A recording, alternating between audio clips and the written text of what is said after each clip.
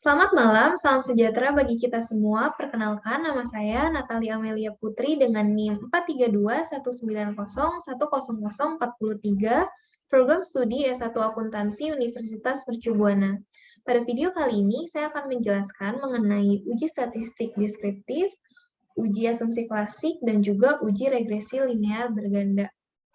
Video ini diperuntukkan untuk memenuhi tugas forum 12, mata kuliah statistik bisnis dengan dosen pengampu Ibu Erna Stiani. Baik, langsung saja kita mulai.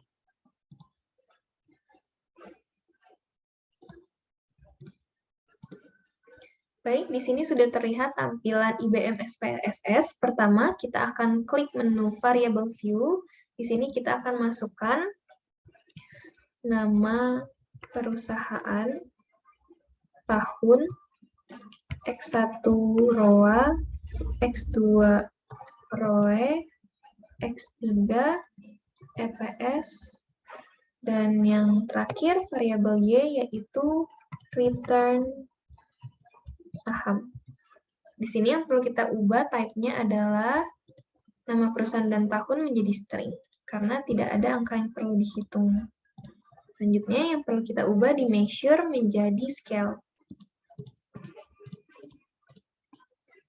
Baik, jika sudah, kita kembali ke dalam data view. Di sini sudah terlihat nama perusahaan, tahun, X1, X2, X3, dan juga variabel Y.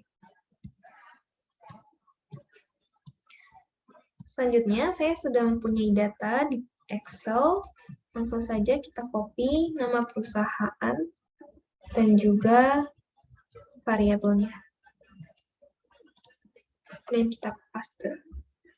Baik, sudah terlihat datanya sudah masuk.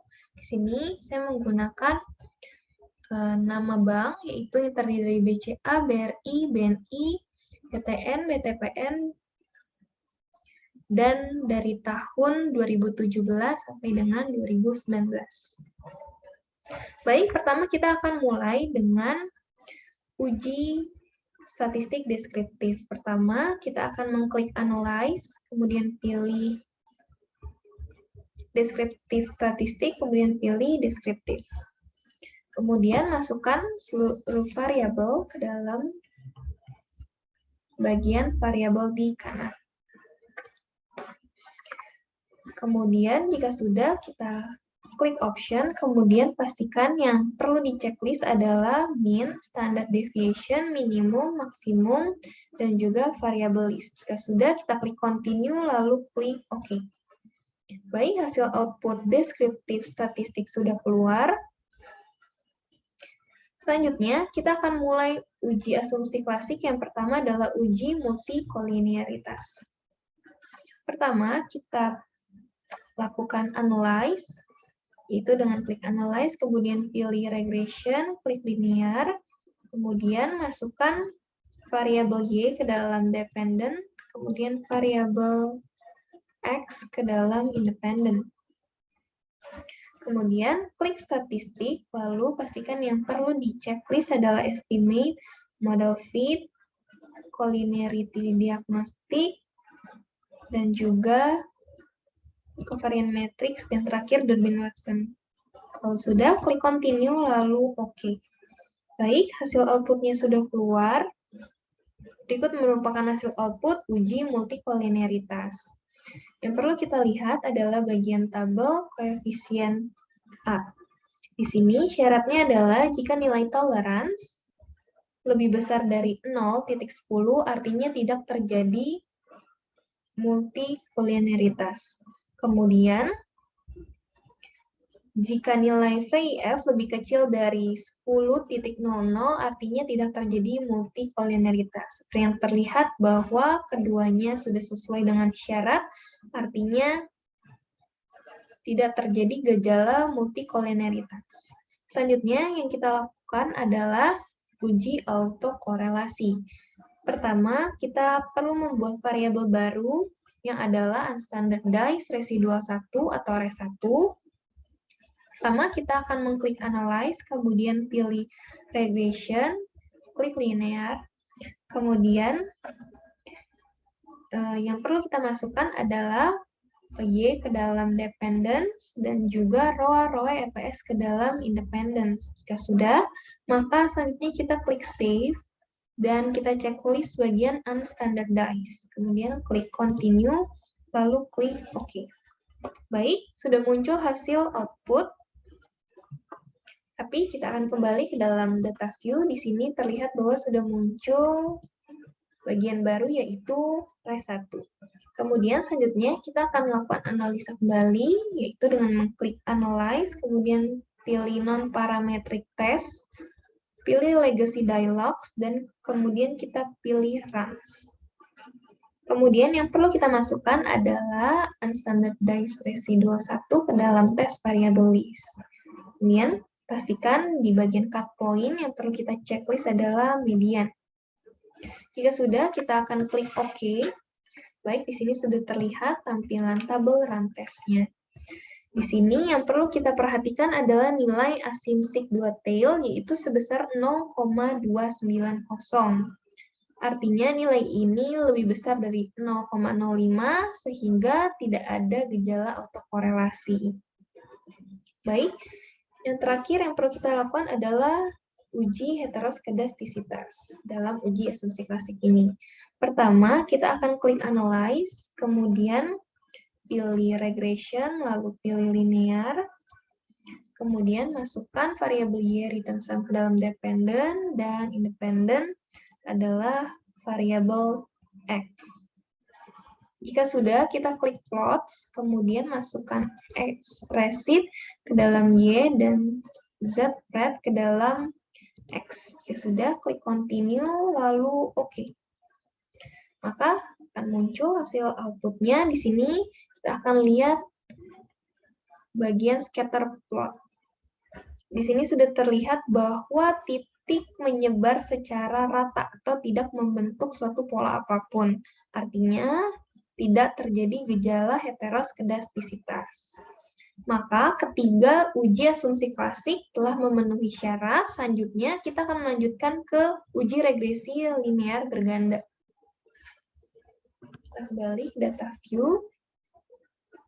Baik, di sini kita akan memulai untuk melakukan uji regresi linear berganda.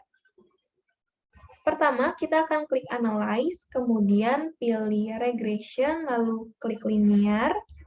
Kemudian di sini sudah sesuai variabel Y di dalam dependent dan variabel X di dalam independence. Kemudian pilih Statistik, lalu klik yang bagian Estimates dan Model Fit saja. Collinearity tidak perlu, Covariance tidak perlu, Dermin tidak perlu. Dan jika sudah, kita klik Continue, lalu OK. Maka sudah muncul hasil output-nya.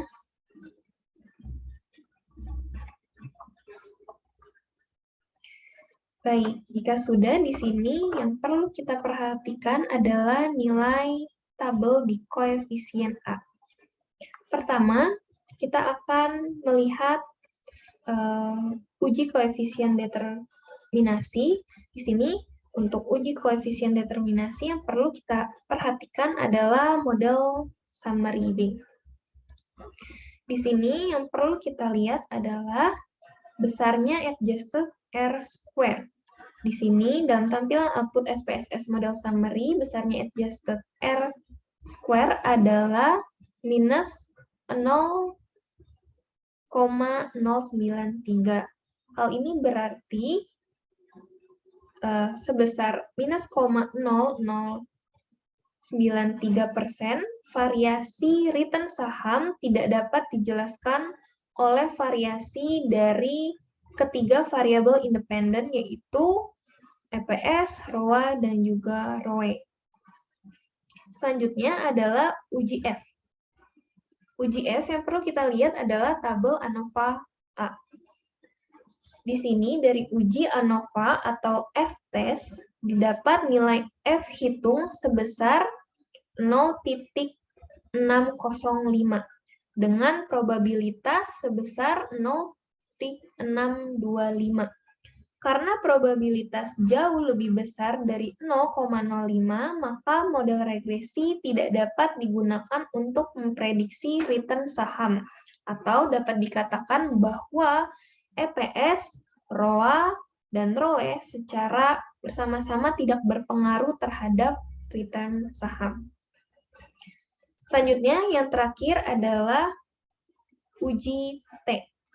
Di sini yang perlu kita lihat adalah tabel koefisien A.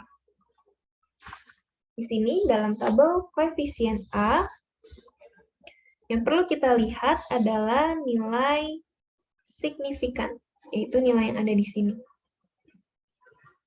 Jika nilai signifikan lebih besar dari 0,05, maka hipotesis ditolak. Tetapi jika nilai signifikan kurang dari 0,05, maka hipotesis diterima. Nah, seperti yang terlihat dalam tabel, diketahui bahwa nilai signifikansi dari X1, yaitu ROA, adalah sebesar 0,654, yang mana angka tersebut lebih besar dari taraf signifikansi, yaitu 0,05. Maka dapat disimpulkan hipotesis ditolak, yang berarti variabel X1 tidak memiliki pengaruh yang signifikan terhadap variabel dependen Y, yaitu return saham.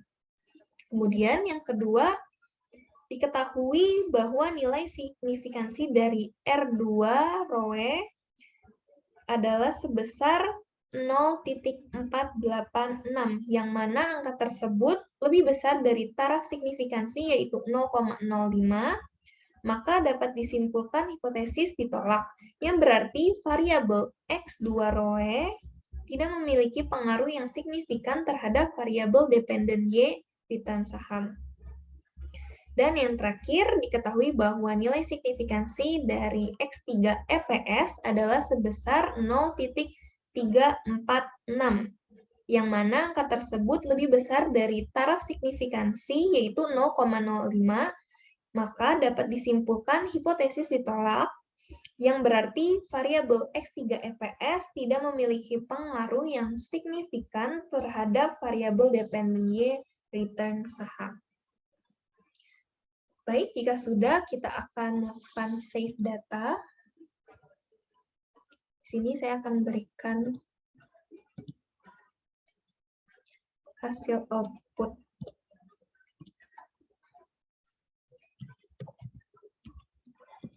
Uji regresi. Kemudian bagian ini juga di-save.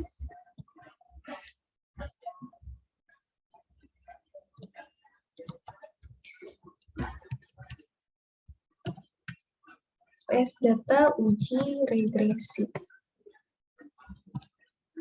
Baik, jika sudah tersimpan semuanya, demikian video mengenai uji regresi dan penjelasan maknanya. Atas perhatiannya, saya ucapkan terima kasih.